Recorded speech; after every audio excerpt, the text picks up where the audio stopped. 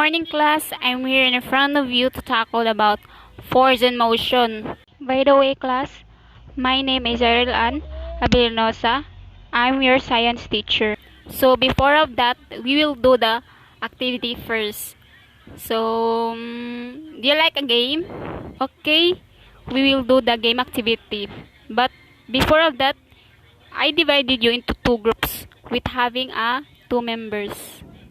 Catherine, your members is Zakir and Ivan, while Daniel, you have Troy and Shaira. The game is about tug war with mixed pushing a ball into the box. All of you started right now.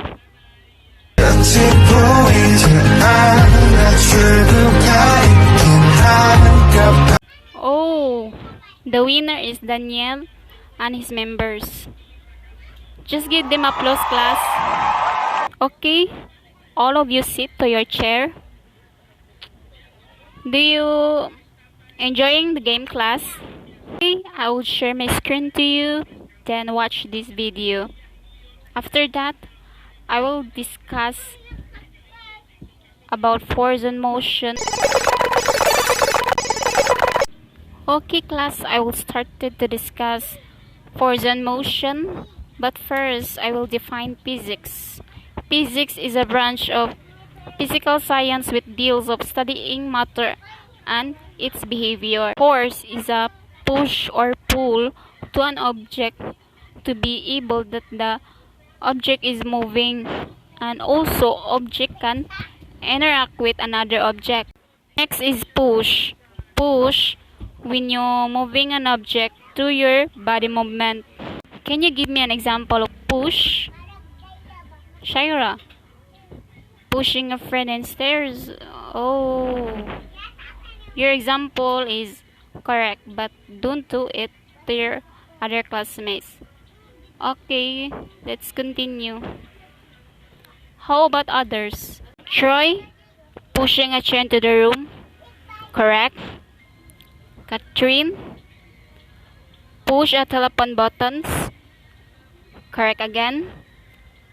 Danielle, push up. That's correct. All of your example is correct, class. Next is pull. Pull when you move an object toward your body. Can you give me an example, class? Kira, flying a kite. Correct. Troy, open a drawer. Correct. Catherine, tug of war. That's correct. All of you is correct. Next, push and pull example. When you are dusting, you are pushing and pulling the duster. There are other ways to push or pull objects. Example like drawing, squeezing, and stretching. Next, what are the effects of force? First, a force can move a stationary objects. Means of stationary objects, object that needed to move through our hands or body movement. Second, a force can speed up of a moving object. Example, you are riding a car and wanted to speed more due to your work. Third, a force can slow down a moving object. Example, when you're putting a glass into the right place. Fourth, a force can stop a moving object. When you're reading a book, you will stop holding it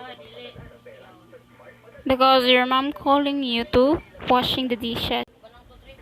Fifth, a force can change the direction of moving object.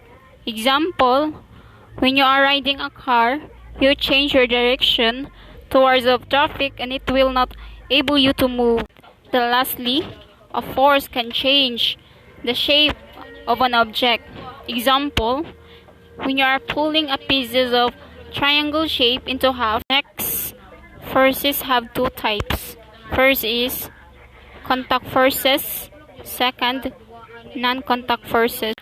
Contact forces, it only existing objects involved through physical contact and do not act a distance. Example, friction, spring force, normal force, tension, and torsion. Non-contact forces. Objects existed but not involving physical contact and it act a distance. Example, gravitational, electrostatic, and lastly magnetic. Class, are you wanted to see the pictures of what I mentioned earlier? Okay, wait class.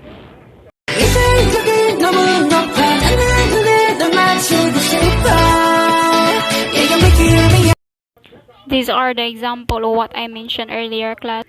Next is motion. It's an object changing in different positions, take which may be described by speed, velocity, and acceleration. Motion have 3 Newton's law. First is inertia, second acceleration, third action-reaction. Law of inertia. The object will remain at rest unless it forcing to move or change the state through action of an external force. Example, a pile of carom coins remains intact when the lowest coin in the pile is struck quickly by a striker. Next is law of acceleration. Acceleration is directly proportional to the force and inversely proportional to the mass. Proportional means in what amount force you use, while inversely is opposite. Example, riding your bicycle is a good example of this law of motion at work. Your bicycle is the mass. Your leg muscles pushing on the pedals of your bicycle is the force. Next is law of reaction-action. Law of action-reaction. For every force in nature, there is an equal and opposite reaction. Example, a swimmer swimming forward, the swimmer pushes against the water means the action force. The water pushes back on the swimmer means the reaction force and pushes back her forward. And that's it class.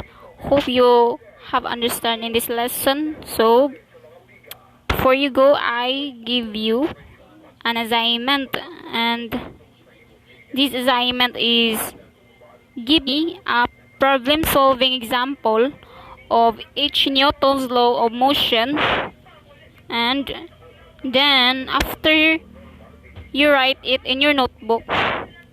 So you may now leave in this room class. Thank you.